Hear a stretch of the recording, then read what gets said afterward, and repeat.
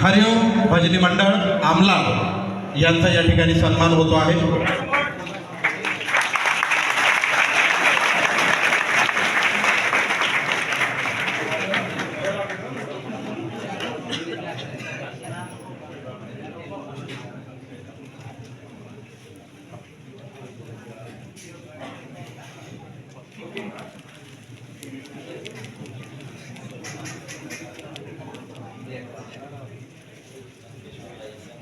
धन्यवाद। मी मान्यवरांना 2 मिनिट फक्त बसून घेण्याची विनंती करतो। आपण पुन्हा ज्या ज्या गावांनी या भजनी स्पर्धेमध्ये सहभाग नोंदवलेला आहे त्या मित्रों कार्यक्रम आपण बक्षीस वितरणच्या स्पर्धामध्ये जे मानधन घेतलेले आहे त्या मान दिलेले आहे त्याच्याबद्दल आपण बोलायचे 2 शब्द। परंतु आता आपण ज्या फॉरवर्डमध्ये जी घटना घडलेली आहे एक अल्पवयीन मुली झाली त्यांना आम्हाने जे कृत्य केले ते बोलायला आपल्याला चांगलं वाटत नाही, परंतु 2 मिनटं आपल्या जगावर उभं राहा आणि आपण त्यांच्या आत्मेचे परमेश्वरावर प्रार्थना करू आणि आत्माला शांती भेटू याच्यासाठी आपण थोडंसं श्रद्धांजली गेले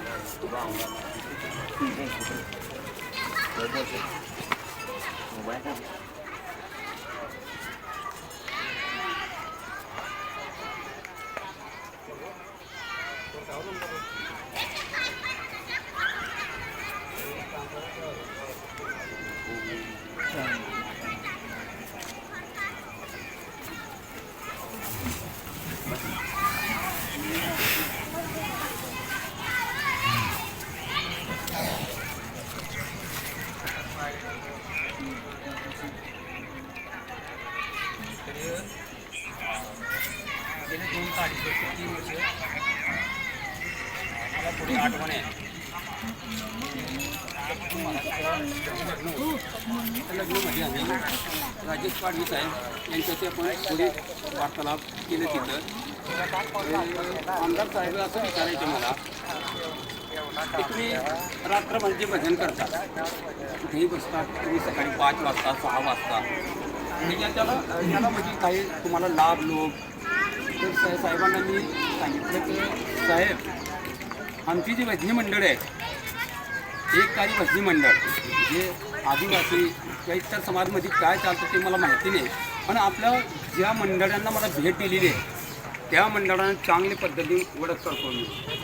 हे लोक निस्वार्थ भाव तिथं तुम्ही फक्त त्याला चहा पाणी केलं तरी सकाळपर्यंत बसून करतात आणि हा विचार सोडून देतात की त्यांच्या घरामध्ये जर रात्रभर जर उजगारा झाला तो झोपून राहिला तर चुलामध्ये आग लागू शकत नाही साहेब, अशी परिस्थिती बी झाल्यानंतर बी हे लोक भजनी मंडळामध्ये राहतात आणि भजन करतात म्हटलं। आणि काही लोकांना भक्तिमार्ग बी शिकवतात, देशभक्तीमध्ये बी थोडंसं बोलणं करतात हे लोक आणि परमेश्वरच्या चरणीमध्ये लावतात हे लोक, हे चांगलं काम करत आहेत। मग साहेबांना मी असं विनंती केलं होतं की साहेब कुठं करू हे लोकांना शासन जर विचार केलं, शासनाने जर विचार केला आणि यांना जर मानधन भेटलं साहेब 2,000-2,500 3,000 जे बी असेल ते भेटलं साहेब, हे लोक घरामध्ये टाकतील तर अन्नधान्य महिन्यापुरतं ते राशन भरू शकतात आणि आरामाने भजन करू शकतात। तर त्या शब्दाला पाडवी साहेबांनी हे विचार मांडले होते की आपण 1-2 वर्ष पुढच्या वर्षी हा विषय निघाला, पण काही कारणामुळे तिथं घडलं नाही। या वर्षी मला फोन आला की आपल्याला भजन स्पर्धा ठेवायची आणि कसं ठेवायचे ते तुम्ही आम्हाला मार्गदर्शन करा असं सांगितलं। मग म्हटलं आपल्या आता समजून घ्या शहादा तोडगा मतदारसंघातील राजेश दादांनी असं विचार केलं की आपण पहिली स्पर्धा सुरुवात शहादाला करू। शहादालाही झाले 6 मंडळांना बक्षीस दिलं त्यांनी आभारी आहे। आणि आज जिल्ह्यामध्ये भरपूर आमदार खासदार कॅबिनेट मंत्री सर्व बनून गेले, पण कुठेतरी आमदार साहेबने धार्मिक लोकांचे विचार केले, आम्हाला मनाला खूप आनंद वाटतो हे। तर आजपर्यंत आमचे असं वाटत होते की आमचे वारीस कोणीच नाही.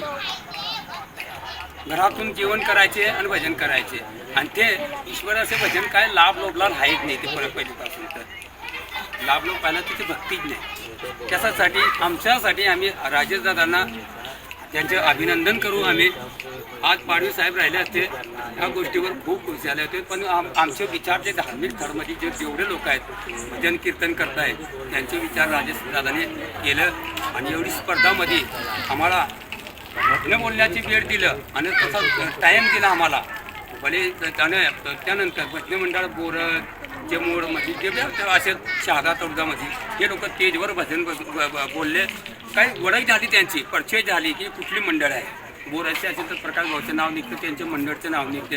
आमदारवाला असेल म्हणजे हे प्रसिद्ध होतात आणि ते एवढी तयारी केली तर लाईव्ह म्हणजे टी व्हीवर लाईव्ह दाखवायचे काम केले त्यांनी.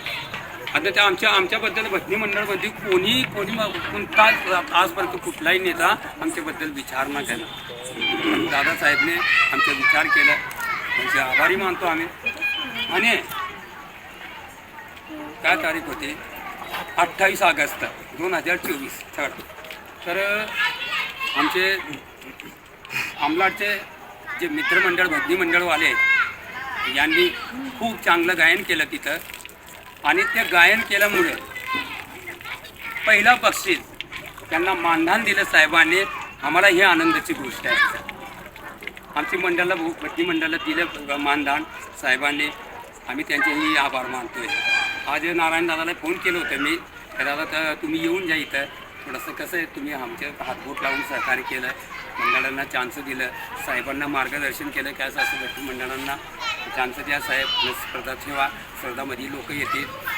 पहिला नंबर 2 नंबर 3 नंबर असं बक्षीसंसुद्धा त्यांनी ठेवलं. ते बक्षीसं लोकांना दिलं. मित्रांनो काही लोकांना तर असं राहिलं असतं की मी असं सांगायला इच्छुक असं की बाय बक्षीस असं आहे 1 किंवा 2 3 पार्ट्याला भेटू शकतं, सर्वांना भेटू शकत नाही. परंतु साहेबांनी काही वेळ सर्वांचे कोणाला प्रमाणपत्रही दिलं, सर्वांना मंडळांना प्रमाणपत्रही दिलं गेलं. त्यानंतर मानधनचं सुद्धा विचार केलं, सर्वांचे कागदपत्रे घेतलं. आपण साहेबांना एवढं आता जाणार आहे साहेबांना ते साहेब मंत्रालय शासनाच्या द्वारपर्यंत आमच्या कागद पोहोचवा. शासन सुद्धा तर आमचे विचार करेल. आज 10 लोकांना दिले होते तर म्हणजे जिल्ह्यामध्ये 50 लोकांना भेटेल. आम्हाला तेवढंही समाधान आहे. सर्वांना भेटायला पाहिजे ही बी इच्छा नाही आमची, पण कुठेतरी भेटायला पाहिजे आमची इच्छा आहे. असं करून म्हणजे 2 शब्द संपवतो. जय श्री